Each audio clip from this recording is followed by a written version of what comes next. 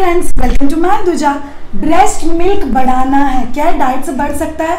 अरे बढ़ तो सकता है, बट ये बताने के लिए आज हमारे साथ है doctor Manmeet. Hi doctor Manmeet. Hello. Okay, she is a PhD in nutrition.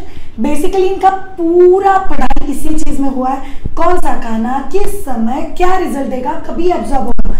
तो आज इनसे जानेंगे न्यू मदर के डाइट का एक बहुत important aspect, breast milk booster.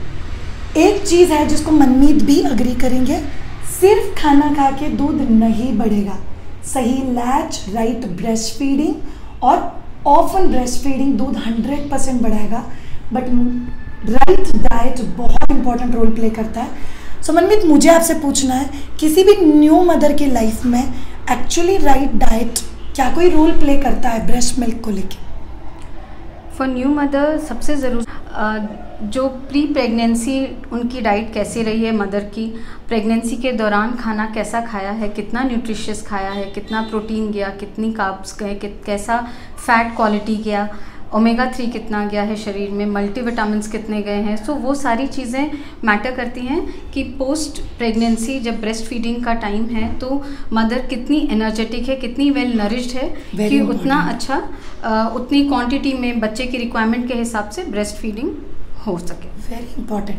तो मनमीत मुझे बताओ, सपोजिटली मेरा अभी डिलीवरी हुआ है, तो आप क्या खाना सजेस्ट करोगे कि शायद आप ये चीज़ें खाओ तो ब्रेस्ट मिल्क बूस्टर भी है और जैसे कि आपने बोला कि हेल्दी भी है, तो वो आपके लिए बहुत ज़्यादा हेल्प तो किसी भी इस कंडीशन में जब पोस्ट प्रेगनेंसी डिलीवरी हो गई है और ब्रेस्ट फीडिंग लैक्टेटिंग टाइम है, तो first of all main focus होना चाहिए कि खाना हमेशा बैलेंस्ड हो। बैलेंस्ड मतलब सही पोर्शन में प्रोटीन सोर्स फूड होने चाहिए, जैसे डेयरी से है, लेग्यूम्स से है, दाल से है, नट्स हो गए, अंडा है। जो नॉनवेज खाते हैं वो अपना रेगुलर नॉनवेज प्रेफरेंस फूड खा सकते हैं। चावल, रोटी, अनाज, सारे तरह का मिलेट्स, ये सारी चीज़ें रखें डाइट में।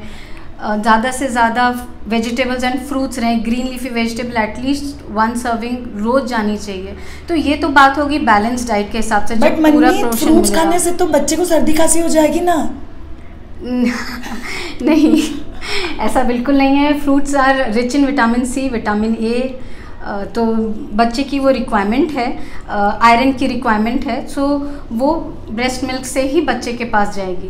तो फ्रूट लेना ज़रूरी है, स्पेशली बनाना। वो मदर की भी एनर्जी लेवल हाई रखेगा, इलेक्ट्रोलाइट बैलेंस करेगा। ब्रेस्ट फीडिंग के टाइम बहुत इंपॉर्टेंट है क्योंकि मदर से बहुत एनर्जी लूज़ हो रही है उस समय, तो ये बहुत इंपॉर्टेंट है कि मदर भी वेल नरिश्ड रहे, तभी वो ब्रेस्ट फीडिंग अच्छा कर सकेंगी। जैसे बनाना मैंने बोला, उसमें पोटेशियम कंटेंट हाई होता है, तो पोटेशियम कंटेंट हाई है तो इलेक्ट्रोलाइट बैलेंस करेगा, तो जो मिल्क का प्रोडक्शन है उसमें इम्प्रूवमेंट होगी। सो अलॉन्ग, जैसे हम बात कर रहे हैं ब्रेस्ट मिल्क बूस्टर्स के बारे, तो आप खाने में स्पाइसेस में जैसे गार्लिक डालना है, या फेनल सीड्स हम कहते हैं, या ग्रीन पपाया की सब्ज़ी बना ले, तो ये सारी चीज़ें जब हम बूस्टर्स क्यों बोल रहे हैं, क्योंकि ये इसमें एक तरह का सब्सटेंस है जिसको हम ग्लैक्टोगोगस कहते हैं, जो कि ऑक्सीटोसिन और प्रोलैक्टिन जैसे 2 हार्मोन्स को इम्प्रूव करता है, विच हेल्प्स कि प्रोडक्शन ऑफ मिल्क और इजैकुलेशन ऑफ मिल्क अच्छे से हो ब्रेस्ट से। तो बच्चे को भरपूर पौष्टिक पोषण पूरा मिलना चाहिए। वाह, एक एस्पेक्ट के बारे में मनमीत मुझे जानना है, ब्रेस्ट मिल्क बूस्टर के लिए क्या पानी भी इम्पोर्टेंट है? डेफिनेटली हाइड्रेट होना बहुत ज़रूरी है। जब मैंने इलेक्ट्रोलाइट बैलेंस की बात की, तो पानी का proper intake is important. So at least हम नॉर्मल इनटेक कहते हैं 3 to 4 लीटर होना चाहिए।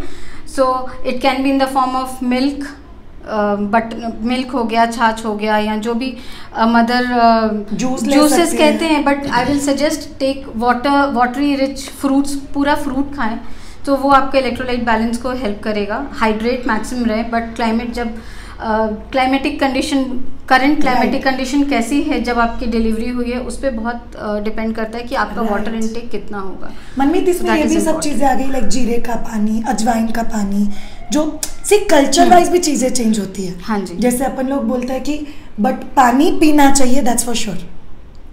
100% पानी पीना, हाइड्रेट, जितना हाइड्रेट रहेगा, बैलेंस इलेक्ट्रोलाइट बैलेंस उतना बना रहेगा, and that will help in the secretion of milk breast feed. अभी मुझे एक क्वेश्चन पूछना है, ब्रेस्ट मिल्क बूस्टर की तो हम लोगों ने बात की। हाँ जी। क्या ऐसे कोई खाने पीने के आइटम है ये खाओगे तो तेरा दूध बंदी हो जाएगा, कमी हो जाएगा? नहीं, ये सब मिथ है, ऐसा बिल्कुल नहीं है। जैसे मैंने कहा, जब आप प्रेग्नेंट हैं और प्री प्रेगनेंसी के टाइम आपका खाना कैसा रहा है, आपने कितना हेल्दी लाइफस्टाइल अडाप्ट किया है, कितना एक्सरसाइज करते हो आप, कितना अच्छा खाना खाया, कितनी क्लीन ईटिंग की है, कितना जंक अवॉइड किया है, उस पर डिपेंड करता है कि आपके आने वाला हेल्थ स्टेटस जो है, आपके करंट हेल्थ कंडीशन है, वो किस तरह का है।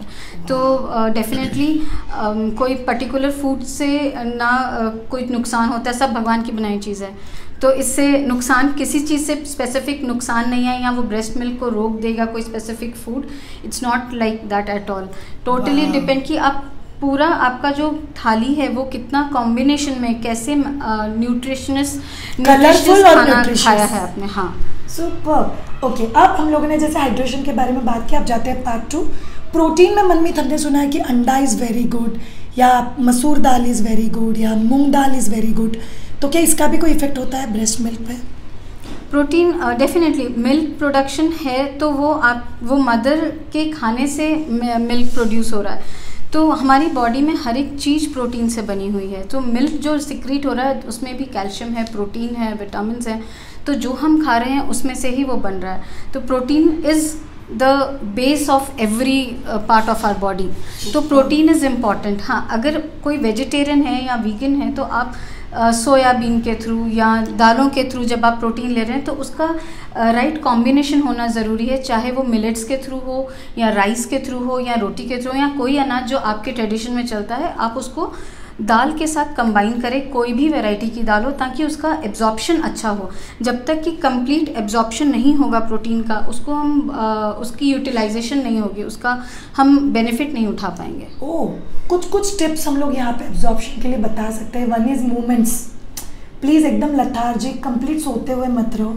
खाने पीने का एब्जॉर्प्शन बहुत अच्छा होता है when you are moving also. हाँ, क्योंकि जब जितना आप मूव करेंगे, जितना आप एक्सरसाइज करेंगे, अगर हम इस बात को मोबिलिटी को कंसिडर करते हैं, तो आपके हर एक जॉइंट में, हर एक मसल्स में इनफ ऑक्सीजन सप्लाई होगा। तो definitely it will help in the better absorption of all the nutrients जो भी आप खाने से हम दोनों भी जिम ज्वाइन करने की बात नहीं कर रहे, हम लोग बॉडी मूवमेंट्स की बात कर रहे हैं। बेसिक मोबिलिटी, आपका जो रोज का काम है, पानी लेके आना, दरवाजा खोलना, टेबल साफ करना, चल लेना, थोड़ा सा बेसिक, बच्चे को उठा के चलना है थोड़ी देर, सीधा बैठना है, ये सारी चीज़ें मैटर करती हैं। Thank you so much. इस सेगमेंट को हम लोग खत्म करेंगे quick rapid 10 breast milk booster से। तो चलिए शुरू करते हैं। कच्चा पपाया आपने बता दिया, चीकू है, ओट्स हैं, fennel seeds, fenugreek seed, then शतावरी जो हर्बल है वो आप ले सकते हैं। अगर आप एवोकाडो पसंद करते हैं वो लीजिए, बनाना डालिए, then garlic is one option. Millets, आप कोई भी मिलेट्स लीजिए। ये राजगीरा का आटा बहुत अच्छा है।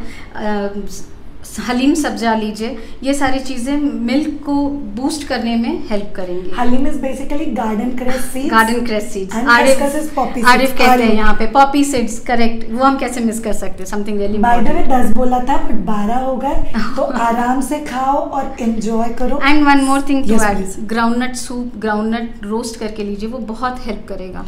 Wow, Tera breast milk booster, and they are so crucial. Thank you so much, Dr. Manmeet, for adding value. By the way, all of you, we're doing an entire series with her. Keep watching and bye.